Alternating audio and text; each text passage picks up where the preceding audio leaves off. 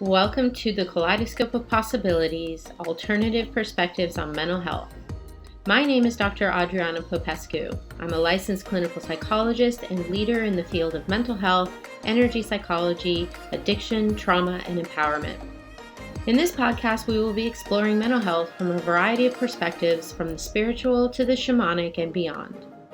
What if mental illness isn't everything we think it is? What if everything we see as a pathology is actually a possibility? What else is possible with mental health? Hi, everyone. Dr. Adriana Popescu here with you with another exciting episode of Kaleidoscope of Possibilities. I'm really excited to have today as one of my, I have found her so inspiring, her work. And she really influenced me early on when I first got into energy psychology, and that's Mary Sise. She is an LCSW, a New York licensed social worker with over 35 years of clinical experience. For the past 20 years, Mary's been pioneering energetic modalities and techniques while also advocating for expanded clinical understanding about the integral interrelationship of the mind, body, and spirit in the healing paradigm.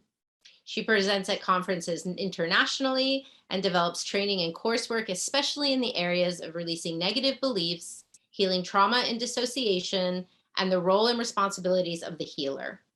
Mary is a past president of the Association for Comprehensive Energy Psychology, ACEP, the international professional organization dedicated to the training, research, and humanitarian work.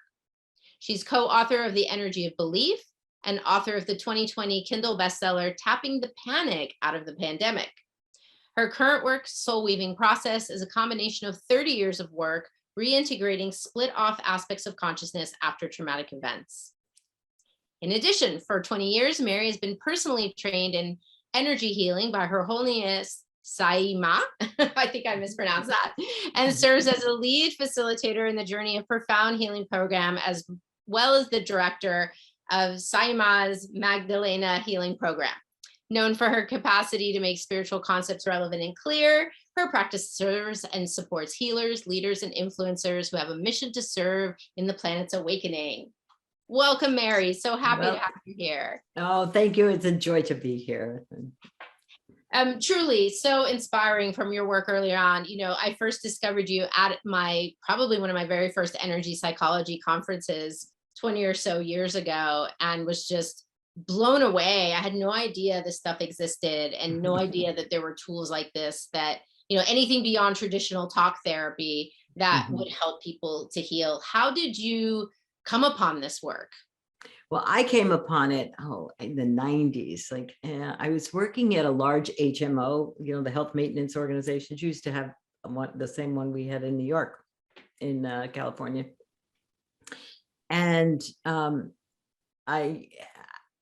there was one day in a meeting I said, I really like working with borderline clients. Now, I was probably in my 40s at the time. And or late 30s, I don't know. All I know is I was so naive. And so before long, and if you had our insurance, you had to come to us. So before long, everyone that had a lot of hospitalizations, difficult, whatever, was on my caseload. So I had this absolutely awesome caseload of whoa. And back then, we didn't know what we know now. We didn't know about trauma. We didn't know about the brain.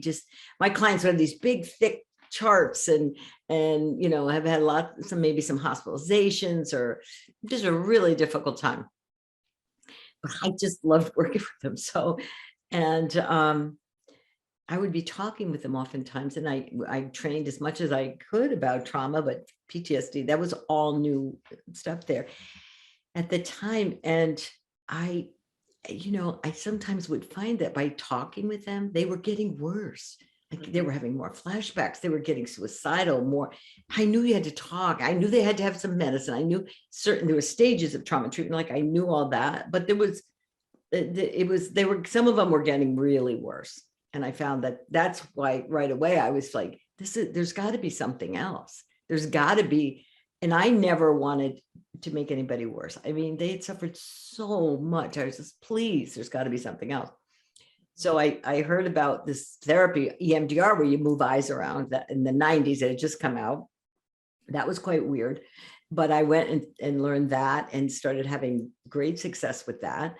And then I but there was still some of my clients that were so traumatized that I was a little concerned about you, because sometimes you can flood them. Yeah. Back then, we didn't know that much. We didn't know much at all. And so I heard at an EMDR conference, somebody's talking about like tapping on meridians on your face. And I'm like, are you people kidding me? Like, I mean, but I was already into moving eyes. So like that was already outside the box. But I at the time you could get videos for free, like a donation. I thought, oh, I'll watch these things. So I watched a couple of them, about 4 hours, Craig's EFT stuff.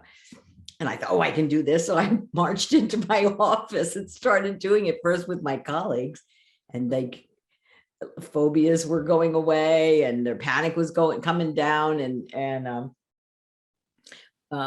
this one guy, the psychiatrist, I was like pulling people into my office. Come on, I'm trying this new thing. Come let me work with me.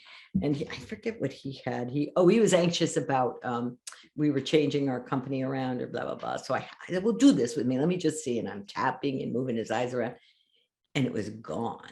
And he's like, what are you doing? I'm like, I don't know. I only watched a couple of videos. I got no idea what I'm doing, but look at this. This is amazing. And that's how I stumbled into it. And the other story I love to tell is that there was one client who came to me who never could use a bathroom in public because that's where her trauma happened. And so I said to her, well, you know, I got this thing. You want to try this thing I got? So we did it. And that anxiety feeling was gone. And she walked in our bathroom. She went down the hall, first time ever, used our bathroom, came out, and I did it. And she didn't panic. She went to work, walked in the bathroom at work and used it for the first time without a panic attack. Wow. And it was done. And after that, I was like, all right, this is weird, but it works. So let me go train. And that's when I went to actually San Diego area and trained with Dr. Callahan. That was about 1997, 98, beginning of 98. Yeah. And so yeah. Dr. Callahan, Roger Callahan, he is actually the innovator of tapping, bringing it into the field of psychology with thought field therapy, TFT. It's actually the original version of tapping, and Gary Craig's EFT came from that. So can you tell us a little bit about the difference between those two? So when Roger first developed it, the way he developed it was through energy testing, muscle testing. We all know where you get yes or no answers from the body. And he was studying Chinese medicine at the time, and this muscle testing that was just coming out. It was called Applied Kinesiology with George Goodhart. And he would like test somebody like with the muscle testing. He would have them think of a problem and then see which testing point like would go with different emotions. And he put them together kind of like a combination lock. Like you had to have under the eye, which is the stomach meridian, before under the arm, which is the spleen meridian, and then back here to the collarbone, which is the kidney meridian. And then it would come down. And then he discovered if you tapped here at the side of the hand, if a person was reversed on, like they would say, I want to be over this problem, and their arm would go weak. Like, no, they didn't. Then he found this spot, tapped here, I want to be over this problem, it stayed strong. And that's how he kept developing. So he had specific algorithms for certain things. Then Gary studied with him. Gary and actually another person, Pat Carrington, who's deceased now, they decided, let's put them all together. And they did that, and they had success with that too. So maybe not as much as Roger originally had. And then after a while, they took different parts of it out, like the eye movement part or different things out of it and simplified it. And so that's like the version most people know now, just where you tap on 5 or 6 points or something and you don't move the eyes. But the eyes are super powerful and you need them, in my experience, especially because of everything I know about the brain, from the brain scans and brain things they're telling, we know now that we didn't know in the 90s. Right. And so I love to teach the eyes to people because you'll increase your success with it. Yeah. That's something, you know, when I took EFT training with Dawson Church, he really emphasized the 9-gamut sequence, is what it was originally called by Callahan, which involves a series of eye movements and Yep. some left brain, right brain, Yeah. kind of like EMDR. Yeah. And the research was starting to show that even that might be the key ingredient, even Yep. beyond the other. That would not surprise me, because I can tell you, sometimes I'll be moving eyes and somebody will say, you know what, when my eye went over there, the anxiety came down. Mhm. And we also know now a lot about the vagus nerve. There's a lot of research coming in about that. And we know that humming quiets the vagus nerve. Yes. So I do think the eye movements are important. Now, sometimes you don't need them, and the general one works fine. And the different, you can get an app to do it now. It's so easy. But for those of your listeners that are not having such success with it, learn the longer version, learn the eye movement part to add to the tapping part. And I think you'll have your success. Yeah, we'll actually put a link in the show notes for that, because I believe even maybe Dawson has done a video. It's on YouTube, there's others have. This 9-gamut sequence, because it does appear, because the ocular nerve connects back, right to the vagus nerve, when the vagus nerve is very much involved in the amygdala, that more primitive part of our brain. That's really what's creating that fight, flight, freeze response that gets activated for so many people when we're not, especially people who've had trauma, right? Especially when we're not in a life or death situation, but our brain is acting as if it is. Right. Exactly. And let's face it, who hasn't had trauma? If unless you're born under a rock somewhere, but in the Himalayas with some really holy people. But let's face it, growing up as kids, we've all had times where something scared us, where something was beyond our capacity to cope. It could be you just got laughed at in 3rd grade. So, we all have these moments that the brain is saying no, or there's a shock. So, it's the good thing about tapping, it's not going to hurt you. The worst that'll happen is it doesn't work. Right. Exactly. So that's the good news. Now let's talk more about trauma and dissociation, because this is really an area that you have specialized in, and obviously have had a lot of experience with a lot of really traumatized people. How have you applied tapping, and what kinds of, you developed kind of your own method of working with it? Tell us more about that. Yeah. So in this caseload I had, there were several people that actually had, at the time we called it multiple personality disorder, but dissociative identity disorder is what we call it now. So I probably had 4 or 5 of them like that. And the regular tapping, it just didn't work. And then I found out from one of my DID clients that what they would do is I would be working with one part, or the host even, and they would just switch. And then she'd come back on, no, it's not working. The anxiety is not done. I was like, what is wrong with this? I was, committed to figure this out. And then I figured out ways that you could have one part tap for the other part, and then ways that you could begin to integrate them. And what I found over the years now, with a lot of people, what's big in the field right now is internal family systems. So it's this parts work, which is, it's brilliant. I haven't studied it, but it's brilliant. But my version of it is, so what I would have people do is we look at what's triggering you in the future, connect the energy of that to the past, have you go back and get that part and bring that part to here where it's safe, and do tapping for both. And there's a whole way that you can do it. And what happens is people, it doesn't even have to be a big trauma. It's like, mom got mad and walked out one day and came back 20 minutes later, but to a kid, 20 minutes was like 20 years, whatever. And she still can see herself in the living room or whatever. You go back and get that and integrate them. That part comes back and the whole system settles down. And you have this, this, oftentimes clients will describe like this emptiness, this hole that nothing can fill. It's filled because what's missing is you. Right. So right. Yeah. So then you start bringing parts back, and people get really a lot better. And I just find everybody's got parts out. Maybe I'm just they all get attracted to me. I don't know, but like lots of people have parts. Yeah. So, including myself. Yes. Yeah. Tell us more about that, because I don't think that that's something that people don't really understand trauma and how it works, and what exactly happens, especially to a child, because that's often, where it starts. But like, what is this fragmentation or this part that gets stuck? Like, what exactly is happening? What's your understanding of that? Well, for me, it's as if consciousness gets left behind. Like a part of you just doesn't move forward. Mm-hmm. Okay. I can remember there was one time I was working with one of my pretty dissociative clients, but I don't think he was fully DID, but and we were working on a time when he was in the military and he tried to commit suicide. And as we're doing our work, and he, at one point he said to me, you know, when I look out from my right eye and cover my left eye, I'm here in your, or I don't remember, I could have the left, right, wrong, but I'm in your, or out of one eye, I'm here in your office. And when I look out the other eye, I'm still in the barracks. Mm. It's like they're in two realities. Mm-hmm. You know, like it's obviously the body is here, mm-hmm. but consciousness is still there.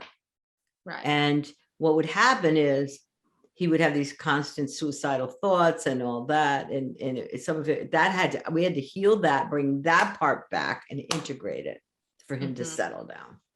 Yeah. And I don't know exactly what happens. My suspicion, what happens is it's as if a part of you just splits off. Now we know children under the age of 7 or 8, because their brain isn't fully completely developed and everything, and they have well, we know like a 4-year-old can have imaginary friends, and you're just going to set the table. It's not a big deal. You have a 14-year-old imaginary friend, they're going down the psych ward, right? Because their brain shouldn't be able to do that. But to a 4-year-old imaginary friend, you know, it's why you like to take them to Disney and all that. I mean, like Cinderella is real, you know? So when trauma happens, especially repeated trauma in the same way, that they can split off, and that's happening to some other little girl. And that's where dissociation, that's where you create actual really parts that one part doesn't know what the other part's doing. And that's where you see multiple personality. Usually the trauma repetitive and under the age of 8. Yeah. Over the age of 8, you can't split off as well. So you're more, we would probably diagnose you're borderline, you're dissociative, but just not completely dissociative. Like you're really angry and you're really this, but you know what you did. Mm-hmm. It really is along a spectrum. It's a spectrum. Dissociation is a spectrum. Yes. And it goes, and we all do it. I mean, it's from the like absent-mindedness of like, I'm driving down the freeway, and so in my thoughts, I missed my exit. Exactly. Right? We all space out. Yeah. It's like it's like a part of you. I mean, I kind of see it from the spiritual lens also. It's like whatever is happening with the trauma, if you go further down that dissociative spectrum, it's so painful, or it's so overwhelming, or so shocking and horrific, you can't be present. So your soul or something, just your consciousness leaves. Yeah. And that's where you also get the dissociative amnesia, where people actually won't remember what happened. Yeah. And especially under the age of 8. Yes. I don't know if you've had this in the work, but I certainly have. I use tapping, but I also use Brainspotting, which has derived from EMDR, because I met David Grand at an ACEP conference and took his workshop, which was amazing. And I'm finding that people, and again, with these eye movements, they're able to oftentimes remember things that they had originally blocked off because it was too much to deal with, or they checked out whatever happened. That memory got repressed. And in the process of doing the work, they started remembering again. And they could then integrate, you know, because through an adult's eyes, you know, you have the capacity to understand the bigger picture. And, you know, it wasn't about you, and maybe that abuser or whoever had their own stuff. And, you know, a lot of people think it was my fault, I deserved it. I'm sure you have to work with that a lot as well. Yeah. Right. And to be able to like reclaim that part of yourself that you cut off from, that's hugely profoundly healing. Yeah. Yeah. It's they feel whole again, and they're at peace. And the other thing that happens if they don't do the work, what begins to happen is the body will act up. The body will show you there's something. I can remember for myself about, let's see, it was in 2016. Okay. So, you know, I'm doing my work. I'm like I think pretty evolved, if you ask me. But anyway, I was at a program. I went for a mammogram and got a breast cancer diagnosis. I'm like, are you kidding me? Like, I was like, what the? I mean, I know about energy. I know to keep it going. I know it's supposed to cross the midline. What are you talking about? And so I was just like, so like, are you kidding me? It was like shocked. Okay. Yeah. And I went to, I was working with Her Holiness Saimam in this program that's called Profound Healing. So I went there, I was training the intern. I was the head of this internship program there and training interns on how to do it. Here I am like, are you kidding me? And so Saimam calls me up to get on the carpet, which is, trust me, not where you want to go. And she says to me, she has me pick somebody with psychodrama. And she said, what did you do to your femininity when you were 18? And I was like, oh my God. And it was it. I had split it right off, like it was creepy. It was this, it was that. It was like, I wanted to go to college. I wanted to be this, I wanted to be that. And I had like too much masculine energy and had suppressed a lot of the feminine. And so I took the person I picked as my younger self, my 17-year-old self, brought her to me. I pushed her down and put my foot on her back to just demonstrate, like, this is what I did to her. And then I had to bring her back. Okay. So I had to like welcome her back and bring the energy of that back to me, which is like, again, consciousness was fragmented, bring her back. And then I had to like really train myself. Like it wasn't as hard, but like to really like walk a little slower, not be so bossy, like tone it down, like and bring my whole system into balance. And I knew if you don't do this, you're going to be in trouble. So it was kind of one of those, okay, I can balance this stuff, I can do that. But that's what happens, whether we're aware or not aware. We suppress energy, and suppressed energy creates mass. Yes. And so when I'm not saying you don't go do the surgery or what the doctor said, I'm not saying don't do that. I'm saying always think of it like a three-legged stool. What's the emotional component? Where is my energy? Where am I suppressing something? And that's what I love about Eastern medicine or Chinese medicine or anything. When you look at there's a pain in you, what's the meridian it's on? What's the energy that goes with that meridian? I was working with somebody even today, and she has a pancreas thing. And I said, pancreas is a lot about the sweetness of life. How sweet is your life right now? What's going on with you? What's been your history? It's not like you just have one bad day. It's usually like, for me, my pattern of being that for 17, let's say I was for like 20 or some odd year, 30 years of being too much masculine versus the feminine. It's not in balance. So I'm not at ease with myself. Make sense?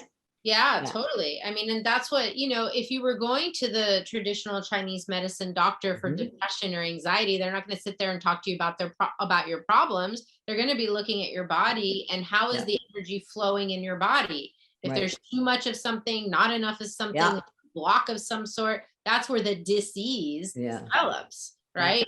And so what I love so much about these approaches is that they're really honoring the body's capacity to heal itself. Would just balance the energies and remove whatever's blocking them, right? Yeah. And bring you into harmony and balance. That I don't know if it's still anymore, but at one point when I was studying this about 20 years ago, they said there's still places in China where an acupuncturist only gets paid if his people are healthy. Like, isn't that weird? Because it's really your job is to keep your people to know they're out of balance, to give the right needle, And that's why you see things like Qigong and Tai Chi all done in China. And it's like, or yoga in yoga is like phenomenal for your health. To keep your energy flow and moving. Yeah. And it's so funny because, within our lifetimes, when we were younger, this stuff was all thought of being woo woo and definitely. Yeah. See, if you live long enough, I tell myself, if I live long enough, maybe, some of this will come around, but it is what it is. Things, there's a saying, there's never a crowd on the leading edge.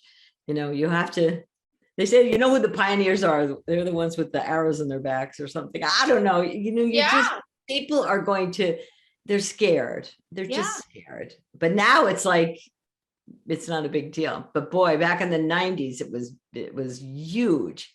Well, And yeah. still, even today, people, despite all the research we now have on this, on EMDR, and these alternative treatments for this, that, you know, a lot of people still don't know about them. That's And to me, what I love about tapping or any of these is you can do it yourself. You don't need a therapist. You don't need, now, I always tell people, if I'm lifting my coffee table, I can do that by myself. If I'm trying to lift my dining room table, that ain't happening. I need some help. So what I would say to everyone listening is that if you've had trauma, if you're really having a hard time, get somebody to help you first. Like find a therapist who can do these works. ACEP has a list. Dawson has a list. And do it with somebody who's trained in trauma, not who's just done a weekend training or a YouTube video. Okay. Somebody who's, it's a specialty area. It is trained in trauma, who knows what we know, and trauma is such a new field. Anybody who tells you they absolutely 100% know what they're doing, whatever. It's such a new field. We're still learning all the time. Yes. So get somebody like that and do it with somebody, and then you'll be able to really heal something, especially if your body was hurt. You were in a car accident or any kind of violence to the body, because it's easier to dissociate when that happens. You really need somebody there to help you, so you don't go in a flashback or have a really hard time. Yes, agreed. I recommend the same thing. But you use the word pioneer, and I really actually see you as one of the pioneers of this field of energy psychology. And really your involvement with ACEP, which has been this organization, you know, the Association for Comprehensive Energy Psychology, that really has pioneered and led the way to get research done on these methods, to get trainings in, you know, professionals and trainings, to do humanitarian work, which was just amazing. Tell us more about your work with that organization. Well, mostly I was really involved in the beginning part, like in the first, I think I'm a founding member of ACEP. That's how far back I go. And then my term was like 2006 to 2008, something like that, or 4 to 6, something like that. So it was really pretty early on. And my goal was to bridge it, to really start getting it out and to bridge it. We didn't have certification and things like that now. And now I go every year. I speak at the conferences. There's a conference in May coming up for anybody. And you don't have to be a professional to go. We have many people who are, you know, are learning it for themselves, or however they use it with their children or whatever. But if you're a professional, then, you know, this is where the research is. This is where the conference is. I'll be doing one. Actually, it's a hybrid this year. So it'll be online, and it'll be, I think we're in New Mexico. It's a nice place where we're going. Definitely you want to go there if you need a vacation. And some great people there, amazing people there. Yes. Mine will be live streamed. I think I'm doing Frozen in Time, which so it'll be about this dissociation. And I'm doing a full day one on trauma too, I think the Monday after the conference. But it's in May. Just go to energypsych.org. Yes. And, you know, come and join us. Like, great people, cutting edge. You always learn something. Always. You know. Yeah, it's really amazing. And so many of the workshops too are experiential, which I love. Yeah. Maybe we even can do something on here that's a little experiential if you're up for it. Sure. But yeah, it's such a great opportunity to meet people, and also for people to know that there are these training programs that ACEP has actually developed for both licensed mental health professionals, or healing professionals, could be doctors, nurses, whatever. And also non-licensed, like coaches and folks who may not have all those same letters after their name, but they can get a certification to do work within their scope, right? Yeah, I mean, you have a mentor, and you have, you know, you do so many sessions. So it's a real certification certificate. It's a good program. Yeah, you want to do it anytime there's a new method. You really want to be trained at the highest level. Yes. If you're going to do this with clients, you know, really, it's like when I learned it and was the first lady, of course, I didn't know anything. I just did it. And then I thought, I got to go learn this thing. So I wanted to know, what were you thinking, Roger? How did you come up with that? How did you come up with that? And of course, I was challenging and asking 8 million questions. Well, really, but what about, you know? But then my experiences, I mean, miracles, seeming miracles were happening in my office, and people were getting better, and they got the trauma was over for them. And there's nothing like that. I mean, when you can really help somebody get their life back. Yeah. I mean, what greater gift, it's so fulfilling. And that's really like the challenge I think that some of us as clinicians have, is that we know these methods work because we have the direct experience, either from our own personal experience of using the tools or working with clients. And then for so long, there was this gap where there was no science or research to back any of it. We know it works, but we can't prove how it works. So really, you guys led the way early on with ASAP and funding research studies. I mean, I think now there's over 200 or 250 research studies, right? And they all show these like pretty strong effects for the different tools. I think a lot of them have been tapping based, but I know they've researched other stuff too. And now we really understand too, like with MRIs and stuff, we can look at the brain and see what's going on and how before, and you can look at tapping before and after, and you see the brain has changed. Right. So cool. It's totally cool. It's so, you knew it was eventually going to get there, but really what drug company's going to, do your research, because this is going to put them out of business. They didn't want, so it's tricky. I give great credit to the people who did it. I knew it would get there, because I kept seeing the things that were telling me the brain was different. I didn't have a scan, but I could tell you, my people would tell you, they got their lives back. They stopped having flashbacks. They stopped having nightmares, and to me it was, and I figured, what, I'm going to do clinical work. You guys figure the other stuff out, and eventually you'll catch up to me. So the game is, if you live long enough, eventually they catch up to you. It is what it is. And you have to kind of not care what anybody else, not care, just it's irrelevant. I'll let it stop. I'm here to serve my people, to serve whoever's here. Yeah. And the insurance companies, especially where I was in an HMO. That was a great gift, because they didn't want me to leave. Because my people were not in the hospital. That wasn't costing them this. They were getting off their meds. They didn't have as many visits to the doctor. And this is even before the ACE study came out. Right. So, I was seeing all that. I mean, I could have told you that. My clients would have these big honking charts, because we would get the chart from the doctor's office when we would see them, because we'd have to write the chart. And I was like, I'll tell, I one time said they should pay me by the weight of the charts I'm doing right now, not how many clients I'm seeing. Chart 2 of 3, or, I mean, you knew there was a correlation between health and trauma. Yes. So now it's, it eventually gets there. And that's the way I would tell you to everyone, just try things, be open and allow it, and just see what can happen, because we're so powerful. Yes. We're just so powerful, and we don't realize. In fact, I was doing a study, I was researching something the other day about the subconscious mind. And I always thought, it's like an iceberg, there's so much weird that's in your subconscious, and the top part's what you're conscious of. I always thought it was like 80-20 or 70-30 something.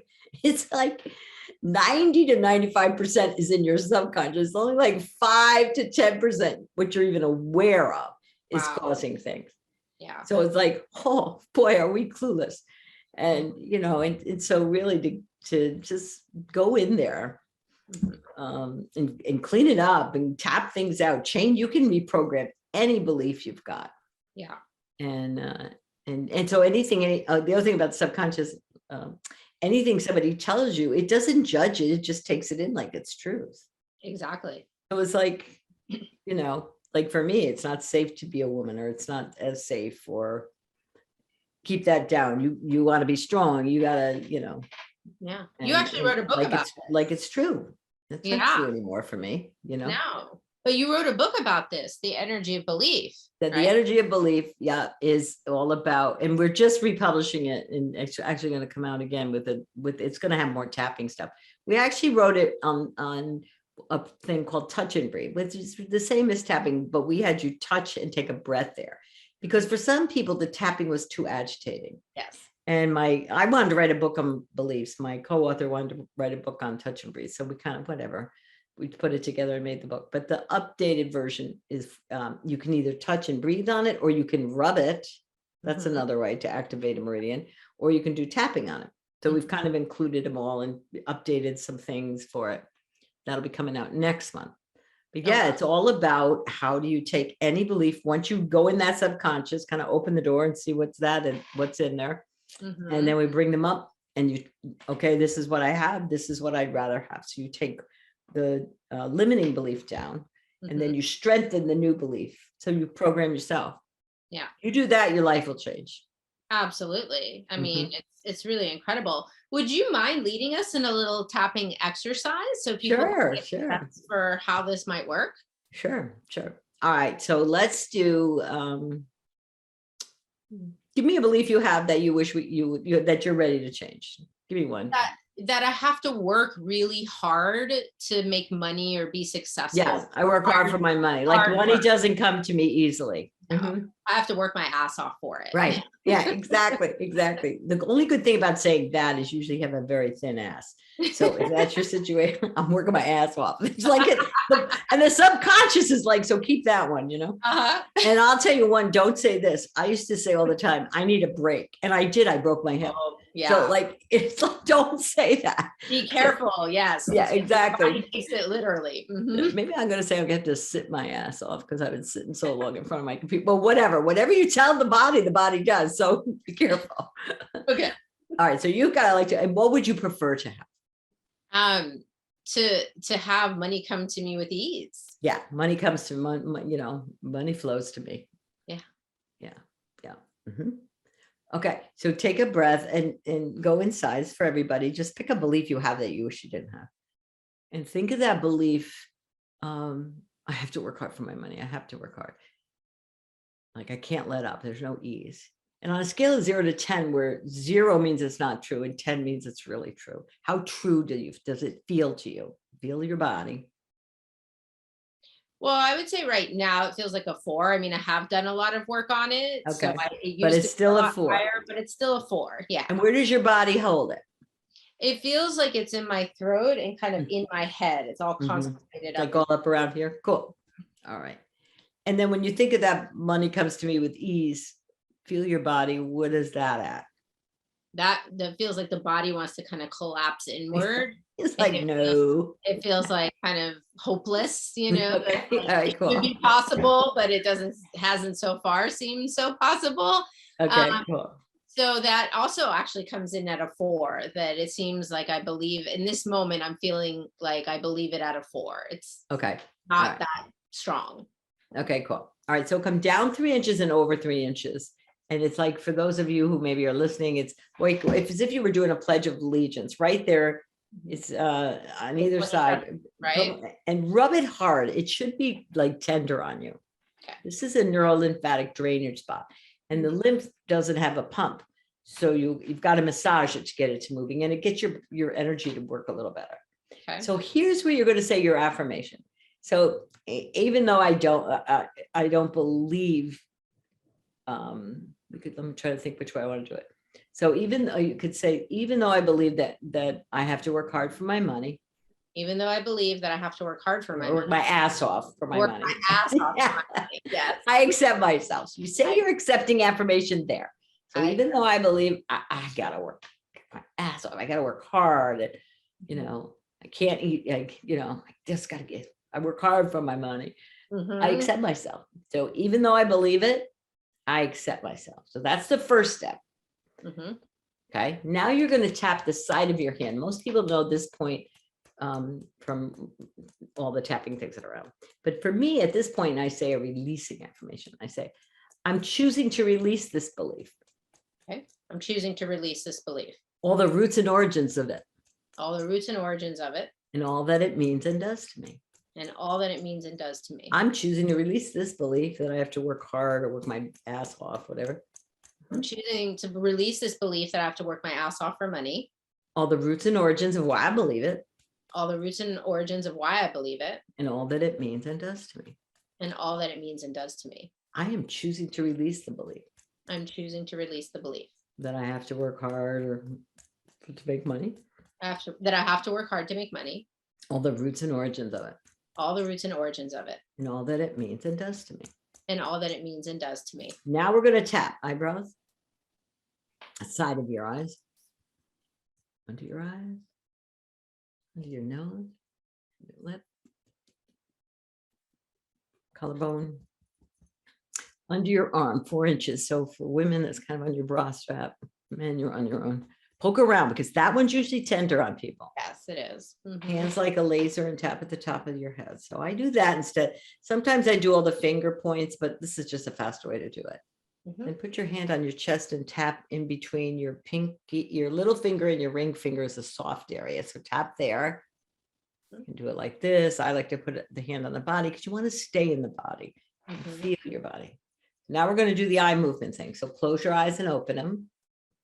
Keep tapping with your head straight. Look your eyes down in one direction and then down in the corner in the other direction. Good. Then roll your eyes all the way around the room in a circle as you're tapping. Yeah, good. Now go in the opposite direction with your eyes all the way around the room in a circle as you're tapping. Got it? Now hum a tune. It has to be a tune because that's more right hemisphere. So, okay. Now count to 5. 1, 2, 3, 4, 5. That's more left hemisphere. 1, 2, 3, 4, 5. And now hum. All right, very good. Now we're just going to tap again. So it's like a sandwich. Eyebrows, side of your eyes, under your eyes, under your nose, and your lip, collarbone, under your arms. And then your hands like a laser at the top of your. All right, so think of the belief I have to work my ass off and tell me what's happening in the body. Is it more tense, less tense? Feel the same? Less tense, definitely. It feels like a lot of the tightness is released. There's still a little something in my jaw, but it's definitely down from where it was before. Okay, great. And if you think of the belief, money comes easily to me, what's that doing? That went up to a 6 from a 4. That's at a 6. Okay. Yeah. All right. And the other one, I would say that it's hard. The hard part went down to a 2. So like 2 points on each direction. Okay, cool. So breathe into it. So now you're going to do it again. Okay. Okay. So cross over and you just start where you are. So it's like, even though I still don't, or even though I still believe that money doesn't, I have to work hard for my money, or the belief might have changed a little bit. Feel into it. Yeah, even though I still believe that I have to work really hard for my money. Yeah, or I have to at least work for it. Or at least I have to work for it. Yes, that's true. I accept myself. I accept myself. So even though, and we could add parts languaging here too, like we could say, and I want my younger self to know. And I want my younger self to know. It's okay to just let money flow to me. That it's okay to just let money flow to me. Yeah, that it's safe to It's actually let money flow to me. Yeah, safe now. Yeah, it's actually fun. It is fun. Yeah. Yeah. So even though I'm not quite sure about this, I accept myself. You just own the ambivalence in you. We all have ambivalence. Yeah. Even though I'm still, I'm not quite so sure about this. I accept myself. I accept myself. Even though I'm afraid I'll turn into some slacker bag lady, I accept myself. Like, what are you afraid of? Like those written. You want to think about what are you afraid would happen if you didn't work hard? Yeah, I think it would be the piece around having someone else take care of me would be that then like I wouldn't have control. And I wouldn't have power and I wouldn't have my autonomy. Correct. So even though I'm afraid, I accept myself. Of all that, I accept myself. Yeah. And I want my little self to know, my little girl to know. And I want my little girl to know. Money can flow to me. That money can flow to me. And it can flow to me safely. With ease. With ease. Yeah. Yeah. Yeah, because money is second chakra. It's power. There's lots in there with money. Yes. Okay. Yes. And then we also, we could look at what were your, when you were little and you saw other people with money, what did you think about them? They're what your friends maybe in high school, or like they're mean girls have money, or like, even though I'm afraid I'm going to be a mean girl. Yeah. You know what I mean? Like you really want to look at, that's why I have you look at okay, how did this get installed? Does it come, like at one point, I was telling you I was going to do that. I'm doing a course for the Shift Network. We're going into your lineage. What's your lineage beliefs about money? Yes. You know, about rich people and Right. and all that. We're going deep in that subconscious to clean it out. Okay, Well, so let's I mean, go. I know that, I mean, like for mine, it was my parents were immigrants and they came from a communist country, and the ancestry was that they had money and they got taken away by the communists. Okay, so there's your belief. That's from your lineage. I'm choosing to release the fear I'm choosing to release the fear that money will get taken from me that money will get taken from me. and bad things will happen. Bad That's in your that's in your lineage. And I'll be controlled by these. Yes. You know, Right. And I won't have nice shoes. I like my I won't have outfit. any shoes. Exactly. I won't have any shoes. So I'm choosing to release that, all the roots and origins of that, I'm choosing to release that, all the roots and origins of that, and all that it means and does to me. and all that it means and does to me. I'm choosing to release that belief that I'll be under someone else's control. I choose See to where that comes from? Yeah, that'll be under someone else's control. And it'll be horrible. It will be horrible. Mhm. All the roots and origins of it, All the roots and origins of it, and all that it means and does to me. and all that it means and does to me. I am choosing to release that belief I am choosing to release that belief. that it's not my story. That's not my story. Mm-mm. Yeah. Okay, let's see what we can get. Because if you don't believe it's safe to have money flow to you and da, da, da, da, da, it can't happen. Mm-hmm. That's energy law. Yeah. Under your lip, collarbone, Mm-hmm. under your arms. Hands like a laser at the top of your head. And then the back of your hand again. You're going to close your eyes and open them. Look down one way, look down another way. Roll them in a circle one way and then go in the opposite direction. And then hum. Count to 5. 1, 2, 3, 4, 5. 1, 2, 3, 4, 5. And then hum. Eyebrows. And the side of your eyes. Then under your eyes. Under your nose and your lip. Your collarbone. Under your arms. Make sure you get this one. It should be tender. Mm-hmm. Hands like a laser at the top of your head. Okay, deep breath for your body. Go back to your belief. What was it? I have to work my After my ass off. That actually feels like a 0.5, like 0 to 0.5. It's so okay. How about money flows to me? That one still has it's like a 6 or 7, and there's still a little bit of doubt maybe Okay. that could be possible, but it definitely is more believable than it was before. Right. Yeah. Okay.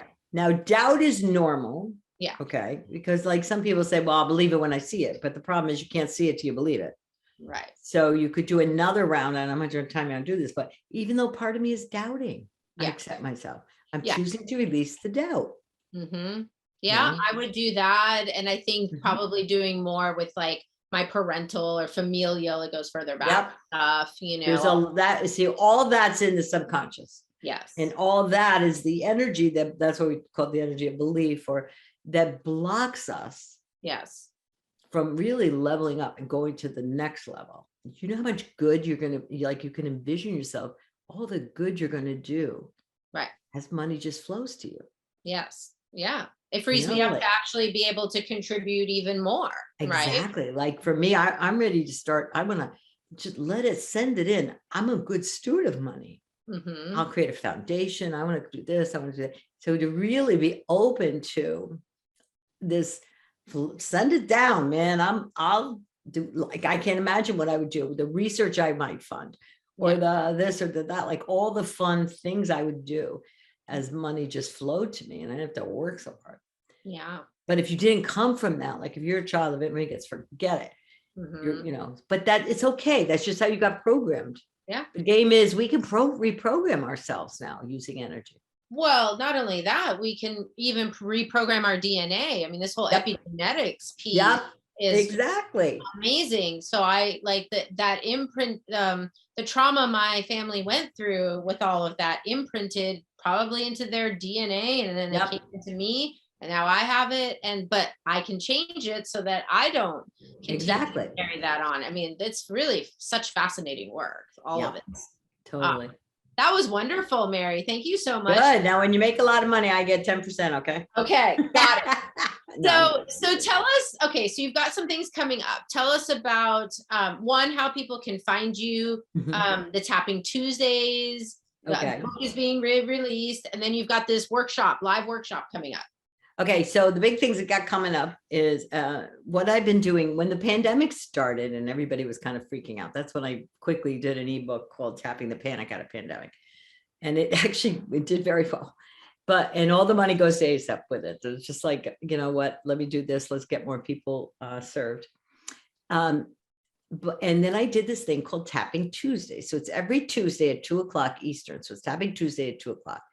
And I would just send out an email, and people came from all over the world. Hundreds of people signed up for it.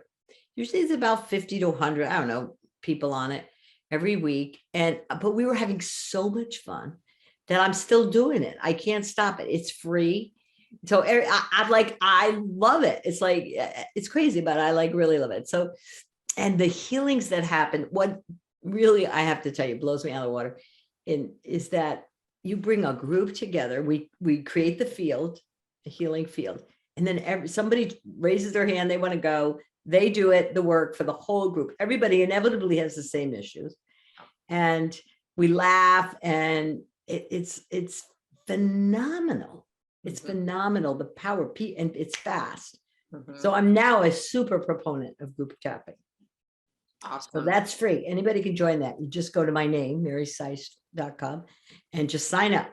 And anybody can come on it whenever and it's free. There's no commitment. Nobody's you come, you want to come. You don't even have to put your video on. You don't even have to give your name. You could be anybody you want. Albert Einstein. I don't care. Nobody cares who you are. Everybody taps and laughs and has a good time. So if you could just want to try tapping out or check it out or get better at it, just come be with us. So we have that on Tuesdays. Then there's other things I do. There's, on the website, you can find them. But the most current thing that I'm doing is I've been asked to do a course for the Shift Network. So if you go to the shiftnetwork.com, yeah. But what I'm doing is this 7-week course, and it will be live. It's an hour and a half it starts toward the end of January, and they'll have the registration up in about, I don't know, in January sometime. But what we're doing is exactly like what we did with you today. We're going into that subconscious. We're going deep. I'm telling you, we will go into your lineage. We'll go into your abundance beliefs. We'll go into your relationship beliefs. Do people stay with you? Do they not stay? I can't make a relationship work, blah, blah, blah. We'll look at how you got programmed, and you will not be the same person after 7 weeks if you do this workshop, because we're going really deep. And we'll all be tapping together. And I have some, exercises and things to help you dive deep to figure out what is in your subconscious and why are you reacting like this. So, and then we're going to take down, just like we did this, and then we'll spend time making the other beliefs stronger. And then during the week, you'll practice. You can come on Tapping Tuesdays, even if you want, practice more, but you practice it and practice it. And by the end of it, you will know how to shift beliefs. And you will, it'll be the person you become that'll really surprise you, just free. And why it's so important is because each one of us, I'm passionate about this. Each one of us is here in my world to be a healing presence on this planet, to make a difference. You just feel it in you. This is what this program is calling. Those of you who have this feeling like, I'm here for something, I got to level it up, man. And so my goal is to unchain you from what you got programmed, or to teach you how to unchain yourself. I can't do it. I'll show you, and I'll be there as a healing presence to serve you. And then so that you can leave from here capable of being a real presence. I'll show you how to be a presence, how to walk as presence, how to be light on this planet, how to serve most of the time without even opening your mouth. And just like how to be a healing presence on this planet at this really critical time on the planet. Yeah. So that's my goal with this course. I'm super excited to do. I'm like just getting all psyched up for it. So I mean, I warmly invite everybody, come. yeah. Go to the Shift Network. It will be more information will be on my website too, where you can probably click to go there to get there. If you don't remember that, but it's marysise.com. That's where everything is about me if you want to know anything. And then Magdalena Healing is another program I run, which is a practitioner program for people who wish to be initiated into the energies of Mary Magdalena. That's a year-long program. It's fantastic. You definitely won't be the same after that. After that program, it's Saima's program, and Saima initiates us. So very, very powerful energies are on the planet right now that we can tap into and align with and really serve each other, serve the planet. It's a critical time on the planet, as we all know. Yeah. So that's what I'm up to. Love to have you join us. And then, of course, ACEP, and there'll be information about that in May as it comes out within the next, a lot of things are coming out within the next month. Wonderful. Perfect timing then this was. Yes. Exactly. Thank you so much, Mary. It's my joy. Joe, my little feline assistant here is making an appearance. All right. And tell people, you can tap on your pets. I just got heard back from somebody who was tapping. Their dog was afraid of thunderstorms, and they did the tapping with it, and it worked. She was so sad. Yes. Yep. We have energy pathways, meridians as well. Yes. That's right. So. We will put all the links in the show notes for anyone, who wants to find out more about Mary and her tremendous work. You truly, really have pioneered the way for a whole new possibility for mental health and well-being. And I'm super grateful to you for that and for being on the show today. And truly what else is possible here with these wonderful techniques that we've been talking about. And thank you also to the viewers and listeners for tuning in. If you like this podcast, please do share, like, comment, get it out there so that more people can know about these amazing tools that can truly profoundly change your life and life on the planet. On the planet. It's quick and everyone. It's easy. Yeah. Yeah, it really is wonderful. Blessings. Thank you, Mary. Namaste. Bye. Thank you for joining me for this episode of Kaleidoscope of Possibilities, Alternative Perspectives on Mental Health. This has been Dr. Adriana Popescu. If you enjoyed this episode, please like and subscribe and share with others. To find out more about me, my guests, and more, please visit my website at adrianapopescu.org. See you next time.